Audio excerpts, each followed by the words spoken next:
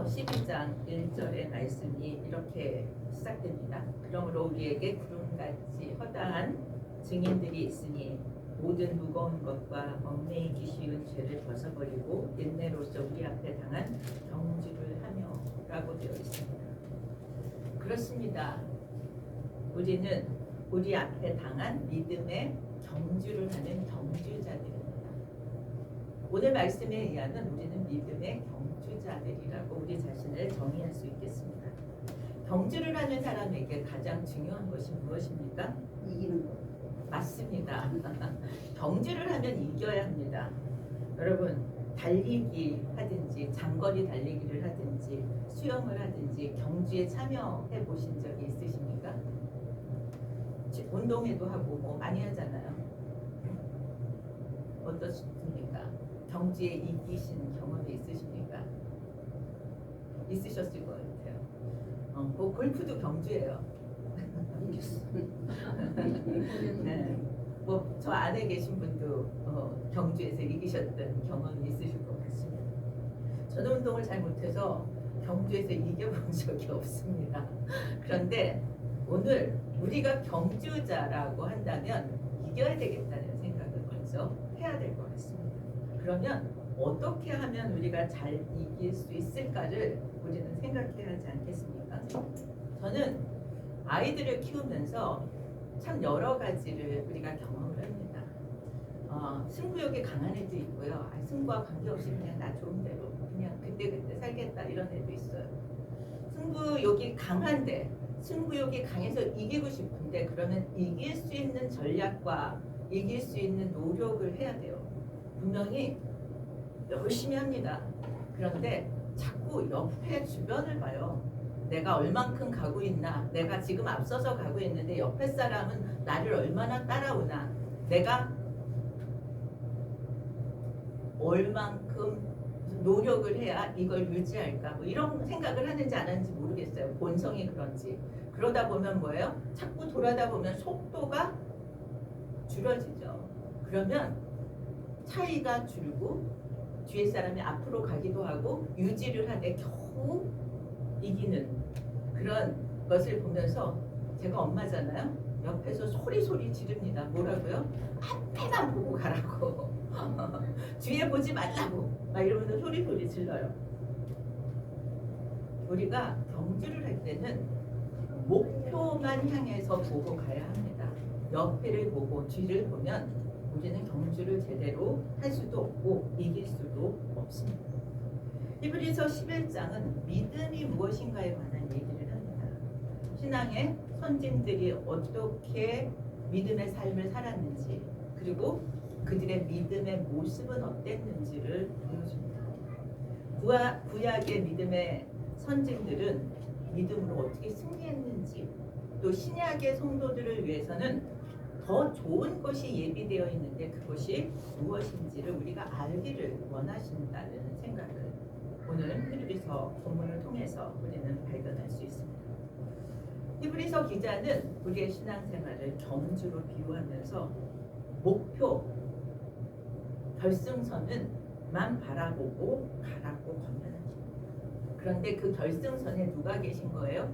믿음의 주요 온전케 하시는 이인 예수가 계시다는 거죠. 그래서 우리가 그 방향을 그 목표점을 놓치지 말고 갈 때만 똑바로 갈 수 있고 뭐예요? 경주를 완주할 수 있다라고 하는 것을 우리는 이미 다 알고 있습니다. 우리가 목표가 없이 살면 자꾸 갈짓자의 인생을 살게 됩니다. 이렇게 갔다 저렇게 갔다 자꾸 방향을 새로 잡아야 되는 거죠.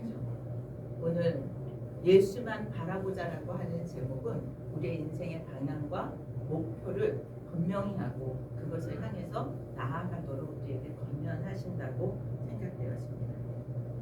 저는 어릴 때에도 제가 좋아하는 어른들이 있었고 또 제가 살아가면서 존경하고 닮고 싶은 분들이 있었습니다. 그래서 그분들을 종종 생각하고 그분들이 하신 말씀이나 교훈들을 생각합니다. 그 중에 저희 어머니도 계시고 그래서 자꾸 어머니가 쓰셨던 그런 속담이나 그런 조크들을 자꾸 써먹게 되어집니다. 그러면 다시 느슨했던 마음이 힘을 얻고 게을러졌던 마음에 그런 힘이 생겨서 다시 일어설 수 있는 그런 에너지를 얻곤 합니다. 오늘 히브리서 11장에서 수많은 믿음의 사람들의 행적을 써놓은 것이 바로 그런 믿음의 선배들을 보면서 우리가 다시 힘을 얻고 그렇게 나아가도록 도전을 해주시는 것이라고 생각합니다. 그래서 오늘 그 믿음의 선진들의 이야기를 좀 짚어보면서 우리가 다시 도전받기를 원합니다. 우리 29절에 보면 여러분 함께 성경을 읽으면서 많이 나왔던 부사구가 있습니다. 뭐가 나오죠? 부사구예요. 지금 학교를 다니는 학생들은 더 잘 찾을 것 같아요. 믿음으로 그들은 어떻게 했고 믿음으로 그들은 어떻게 했고 지금 29절에서도 믿음으로 저희가 홍해를 육지같이 건넜으나 애굽 사람들은 그것을 시험하다가 빠져 죽었습니다. 히브리서 기자가 강조하고 싶은 것은 믿음입니다.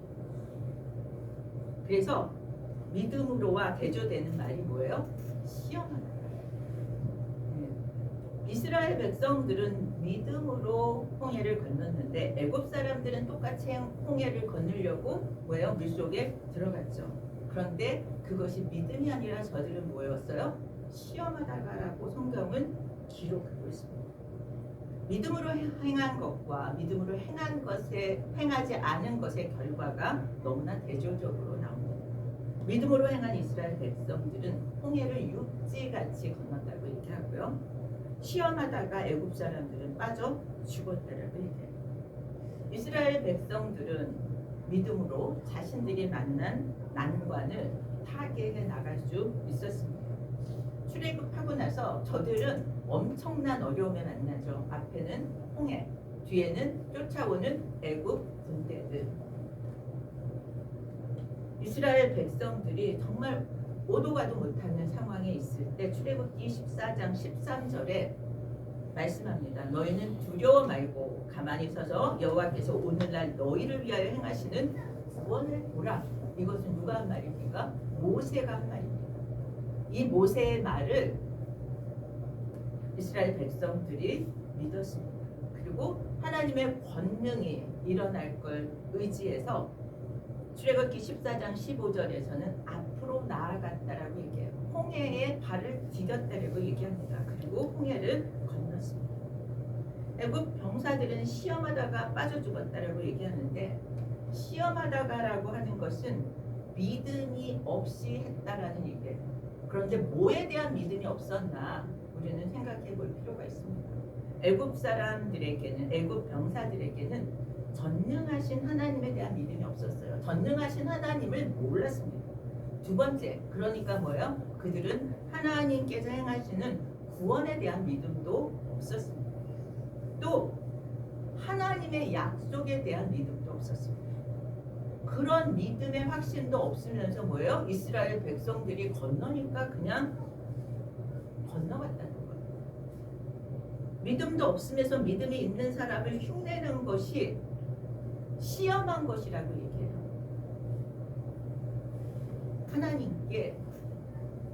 하나님을 시험한 것이라고 얘기하고 그 차이는 그 결과는 엄청나게 크게 나타나죠. 하나님에 대한 신앙도 없고 그러면서도 하나님의 권능을 힘입고 싶어했던 애굽 군대들입니다. 오늘 저는 여러분을 축복합니다. 이스라엘 백성의 믿음 그리고 그 순종, 그래서 정말 홍해를 건너고 난간을 타개하는 그런 은혜가 넘치기를 축복합니다. 두 번째는 30절입니다. 30절의 시작도 뭐로 시작해요? 믿음으로 시작합니다.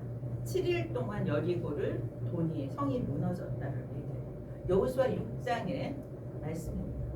저는 이 말씀이 제가 초신자 어릴 때 정말 이걸 받아들이기가 어려웠어요. 아무 노력도 안 하고 그냥 돌기만 했는데 성이 무너진다고? 있을 수 없는 일이잖아요. 그런데 어떻게 그걸 믿고 돌 수 있을까? 출애굽하고 이미 가나안 땅을 다 정탐을 했습니다. 그래서 정탐하니까 그곳의 사람들은 장대하고 성읍은 크고 성곽은 하늘에 닿았다라고 있대요. 도저히 오합지졸 이스라엘 백성들이 거기를 무너뜨리고 갈 수가 없는 곳입니다. 그런데 그것을 6일 동안 매일 돌고 7일째 돌면서 나팔을 부르라. 그러면 무너질 거다. 그런데 우리는 믿을 수 없었지만, 믿어지지 않아서 힘들었지만 성경은 뭐라고 얘기해요? 순종한 결과 어떻게 됐다고 얘기해요? 그 난공불락의 성이 함락되었다라고 기록하고 있습니다. 우리 인생에 난공불락의 성들도 다가오고 만나게 되는 줄 압니다. 그것을 무너뜨릴 수 있는 비결은 말씀 외에 순종으로 오늘 받을 수 있기를 축복합니다. 믿을 수 없는 것들을 우리는 성경에서 보면서 믿으라고 할 때 우리는 그것을 따라가는 것이 믿음입니다. 하나님이 사용하시는 방법은 나의 이성의 방법과 많이 다를 수 있다라고 하는 것을 받아들이는 것이 믿음이라고 생각합니다. 오늘 우리에게 그런 믿음으로 하나님을 의지할 수 있기를 축복합니다. 세 번째는 하나님의 행하신 일을 듣고 믿었던 기생 나합의 이야기입니다. 31절에도 나합에 대해서 믿음으로 이렇게 시작합니다. 정탐꾼을 평안히 영접하였으므로 결과가 어떻게 돼요? 순종하지 아니한 자들과 함께 멸망하지 아니하였다 라고 얘기합니다. 라합은 이스라엘 백성에게 하나님이 홍해를 건너게 한 사실, 출애굽시킨 그 놀라운 그러한 역사들에 대해서 들었어요.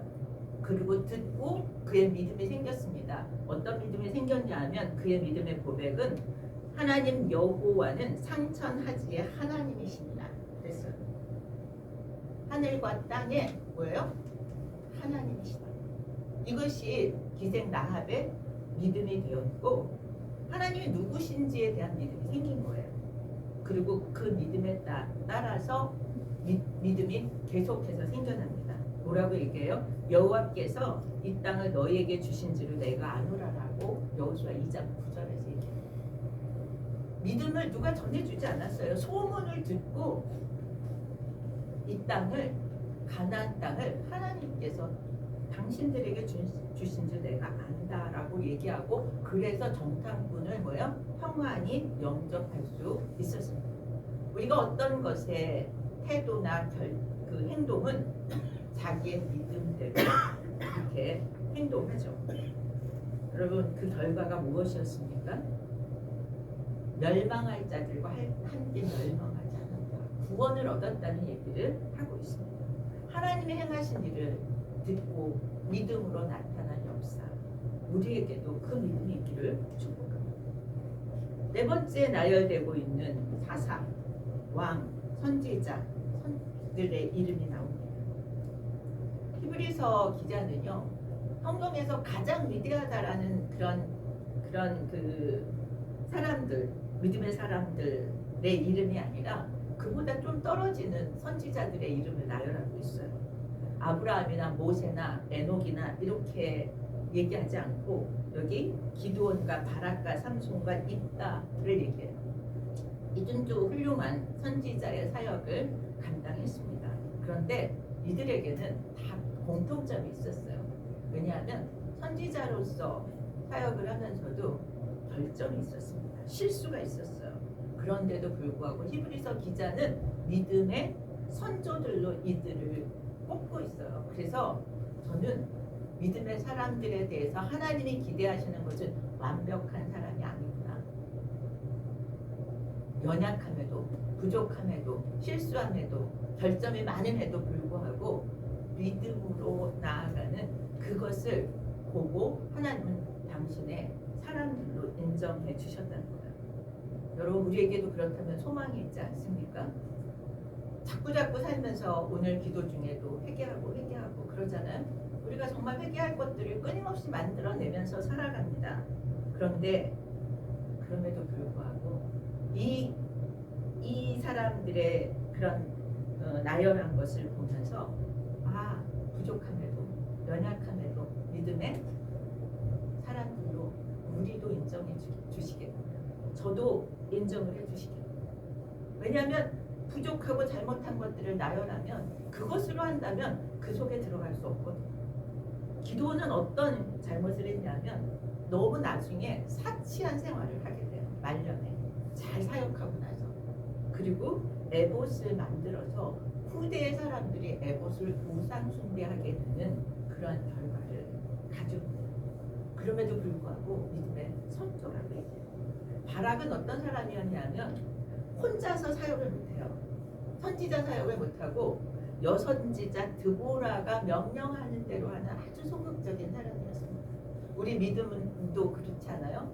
막 적극적으로 나서는 사람이 있는가 하면 그냥 누구가 하는 일에 참여해서 따라가는 사람도 있어요. 그래도 하나님은 뭐라고 그래요? 믿음의 사람이라고 인정한다는 거예요. 삼손은 우리가 너무 잘 알죠.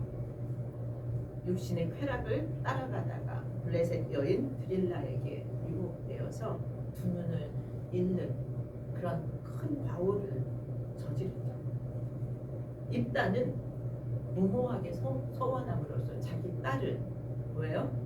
번제로 바친 그런 어리석은 아버지였습니다. 그럼에도 불구하고 하나님은 그들을 믿음의 사람들이라고 인정했습니다. 우리가 하나님은 사람들을 어떻게 보는가, 나를 어떻게 보는가를 가지는 그러한 시각이 다시 열려야 될 거라고 생각해요. 하나님은 나에 대해서도 결점이 많지만 쓰실 수 있는 부분을 가지고 쓰실 것이고 다른 사람에 대해서도 결점이 많지만 쓰실 부분을 보시면서 그것을 극대화해서 쓰시고자 할 것이라고 믿습니다. 그렇다면 우리의 시선도 우리의 시각도 하나님의 시각으로 다른 사람의 장점을 보면서 저들이 하나님의 사람으로 세워져서 쓰임받을 것을 기대하고 격려하고 위로하고 응원할 수 있어야 되겠다는 생각을 하게 됩니다. 사람의 결정보다 하나님이 보시는 믿음의 장점들을 보고 그 장점들을 서로 극대화해주는 그런 우리들이 되기를 소원합니다.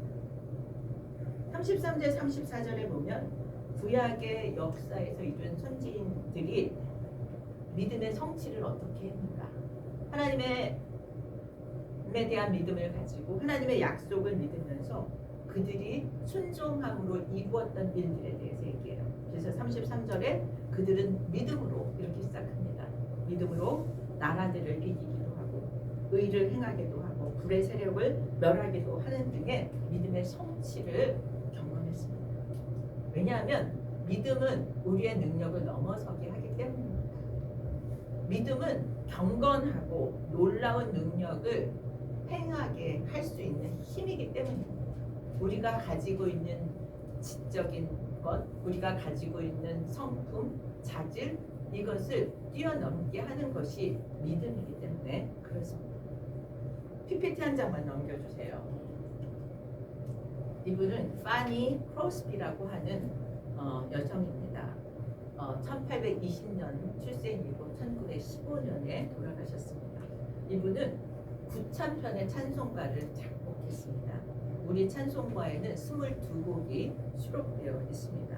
31장 찬양하라 복되신 구세주 예수, 우리 너무 잘 알죠? 예. 그 다음에 인내하신 구세주요, 예수를 나의 구주 삼고, 오늘 불렀잖아요. 기도하는 이 시간, 나의 생명 되신 주, 나의 갈 길 다 가도록. 제가 좋아하는 찬양은 다 여기 들어가요. 보니까 오 놀라운 구세주, 나의 영원하신 기업, 주의 음성을 내가 들으니, 그 다음에 그 큰 일을 행하신, 이 외에도 더 많습니다. 그런데 이분이 어떤 분이냐면 어렸을 때 병이 나서 병원에 갔다가 의료사고가 나요. 그래서 맹인이 되어집니다. 그래서 실명을 하고 그 다음부터 그는 이제 보지 못하니까 소리를 듣는데 그런 익숙해 되어지죠. 근데 그분은 뭐라고 고백하냐면 오히려 천상의 소리를 들을 수 있게 되었다라고 고백합니다. 그리고 자신이 당한 일을 고통이나 실패라고 보지 않았다는 거예요. 그리고 그 가운데 하나님의 섭리의 손길이 있다라고 하면서 믿음으로 살은 결과가 9,000편의 찬송가를 작곡했다고 합니다. 믿음은 앞을 바라보고 하나님의 섭리를 따라서 인생의 방향을 정한 사람들에게 놀라운 역사를 일으키게 하는 줄 믿습니다. 그렇게 살아가는 사람들에는 그 사람의 능력을 넘는 놀라운 성취를 이루어 주신다는 거죠. 저는 이 파니 크로스비의 찬양을 들을 때마다 그분의 진심, 그분의 간증이 그 속에 들어있기 때문에 우리에게 능력을, 우리에게 힘을, 위로를 준다고 생각합니다. 그러면서 계속 35절부터는 믿음을 가지면서 만나는 고난들을 어떻게 저들이 견뎠는가 하는 것을 얘기합니다. 구체적인 사례들을 얘기해서 이거를 생각하면 믿음을 가져야 돼 말아야 될까를 고민하게 될지도 모르겠어요. 하나님은 정말 믿음을 잘 가진 사람들에게 왜 이렇게 어려움을 그냥 허락하실까라는 생각을 합니다. 하나님은 우리의 믿음이 순수하기를 원하세요. 정말 알곡과 가라지를 골라내셔야 하기 때문에 그 고난의 과정을 어떻게 지내는가 하는 것을 하나님 보시고 싶어 합니다. 진짜 믿음의 그런 경주를 사는 사람은 가야 할 방향과 목적이 분명하기 때문에 그 경주를 포기하지 않는다는 거죠. 그 고난의 시간에도 그 경주를 끝까지 인내로 견뎌냅니다. 믿음의 경주자들은 허물과 실수가 있음에도 불구하고 믿음을 지켜내고 믿음의 길을 끝까지 가게 됩니다. 여러분, 우리가 가야 할 목표, 우리가 가야 할 방향을 알기에 그 과정에서 만나는 고난과 역경도 우리는 견뎌낸다는 것입니다. 인내할 수 있는 것이 이 방향과 목적을 분명히 아는 사람은 인내할 수 있다는 거예요. 여기서 그치지 않습니다. 구약의 믿음의 선진들은 증거를 받았어요. 그리고 약속도 받았어요. 그런데 그들은 믿음의 약속의 성취를 경험하지 못합니다. 여기서 약속은 하나님이 주시는 여러 가지 중에 하나의 약속이 아니라 더 프라미스, 그 특정한 약속이에요. 예수님에 관한 약속. 예수님이 메시아로 오셔서 이 땅에 오셔서 그의 십자가를 지고 뭐예요? 돌아가시고 부활하시고 승천하심으로 이후의 모든 것들을 약속해 주시죠. 이것은 신약의 성도들에게 더 좋은 것이라고 하는 것을 이야기합니다. 구약의 성도들은 당대에서 메시아가 오는 것을 보지 못하고 돌아갔습니다. 우리들은 하나님의 약속의 성취가 이루어진 것을 알고 또 그래서 예수 그리스도에 대해서 정확한 지식도 또 그분이 우리 안에 내주하시는 그 놀라운 은혜도 경험하면서 살아갑니다. 그래서 우리는 이미 성취된 약속을 받은 우리는요, 믿음의 경주자로 사는 것입니다. 믿음의 경주자로 사는 방법에 대해서 12장 1절 2절에 얘기합니다. 우리들은 그리스도를 삶의 모범으로, 삶의 목표로 살아가는 믿음의 경주자라고 하는 거죠. 경주자에게 우리는 꼭 이겨야 한다고 얘기했습니다. 그런데 이기는 조건이 있다는 거죠. 이기기 위해서 갖춰야 되는 것이 있습니다. 이기기 위해서 경주자는 어떻게 옷차림을 하는가요? 모피코트를 입고는 뛸 수 없습니다. 그렇죠? 마라톤을 뛰는 사람의 옷차림은 가장 저항이 적은 그러한 간편한 옷차림을 하게 되죠. 경주에 방해게 되는 거추장스럽고 무거운 것들을 다 없습니다. 오늘 우리에게 믿음의 경주자, 믿음의 경주를 하는 것의 유익을 가르쳐 주시고 끝까지 경주할 것을 얘기하면서 그 경주를 잘하기 위해서 무겁고 얽매이는 것들을 다 벗어버려요. 우리의 마음을 무겁게 해서 앞으로 가는데 방해가 되는 것. 그래서 우리가 경주를 끝까지 마치지 못하게 하는 것들, 그런 것들이 내게 무엇이 있는지를 우리는 좀 돌아보아야 할 것입니다. 성경은 주로 그것을 우리의 죄라고 얘기합니다. 반복적으로 습관적으로 짓는 죄, 또 마음을 무너뜨리고 낙심하게 하는 죄. 그런데 여러분, 저는 꼭 죄가 아니더라도 우리의 마음을 무겁게 하는 것들은 너무 많습니다. 걱정도 있고요, 근심도 있고요, 욕심도 있습니다. 그런데 그런 것들을 다 지고는 경주를 할 수 없다는 거예요. 믿음의 경주는 뭐예요? 장거리 경주예요. 단거리가 아닙니다. 우리가 믿음의 뜨거운 순간이 있어요. 그 뜨거운 순간에 신앙의 경주를 시작은 할 수 있어요. 그런데 그 순간의 열정이 우리를 끝까지 데리고 가지 않는, 이 완주를 하기까지의 장거리 경주는 인내가 필요하다는 거죠. 그래서 이 장거리 경주에서 인내하고 이기기 위해서는 목표가 분명해야 된다라고 하는 것을 우리가 기억하면서 믿음의 경주를 온전히 완주하기 위해서 여러분 오직 예수만 바라보기로 결정했으면 좋겠습니다. 예수님은 우리의 믿음의 시작점입니다. 그리고 예수님은 우리의 믿음의 완결점입니다. 우리의 믿음을 온전케 하시는 분이 예수 그리스도이십니다. 예수님은 우리를 위해서 십자가에서 참으셨습니다. 예수님은 십자가의 수치와 고통을 뭐예요? 우리의 구원을 위해서 참으신 거죠.